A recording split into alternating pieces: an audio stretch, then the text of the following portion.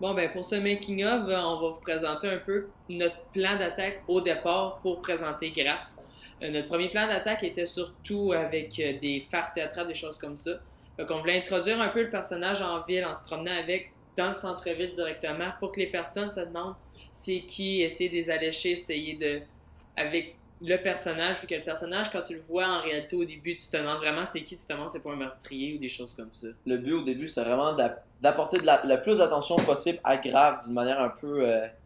Sans de contexte, vraiment, c'est vraiment juste, ok, c'est qui ça? Et après que le public aille vérifier c'était quoi le but d'avoir ce personnage-là dans la rue. Donc, en se promenant comme ça dans la rue, on a eu des regards assez intéressants, comme justement en passant sur la rue King. Il y a une voiture qui est passée, il y a un gars qui est sorti de la fenêtre puis qui a crié Jabberwockies!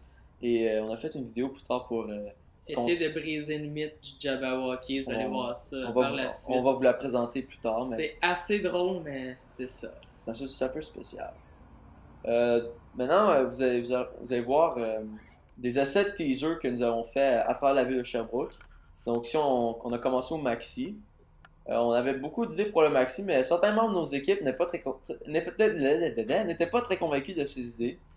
Donc, on a dû limiter un peu notre présence chez le maxi. Mais en réalité, on a surtout, genre, les personnes dans le maxi, genre, voir une caméra arriver avec du monde comme ça, on arrête ça.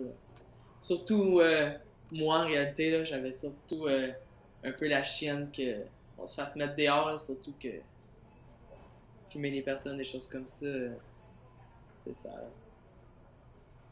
Donc, si vous voyez simplement un graphe qui se promène toujours à travers le maxi et à travers la ville. Si c'était un peu plus tard dans la soirée, on a trouvé un trio de cuisiniers qui se promenaient là, puis c'était assez spécial. On était à Wellington à ce moment-là, on se promenait. C'est ça, on essayait de voir des réactions, on essayait de filmer des réactions, parce que notre but dans le teaser c'était de voir Graph qui se promène avec des réactions. On n'en a pas eu tant que ça, mais en se promenant, vous allez voir, par la suite, ça sera pas long.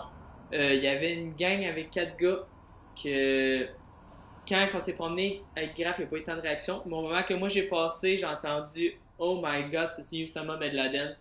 Donc on a décidé de les interviewer pour savoir c'est quoi qu'ils avaient pensé en le voyant.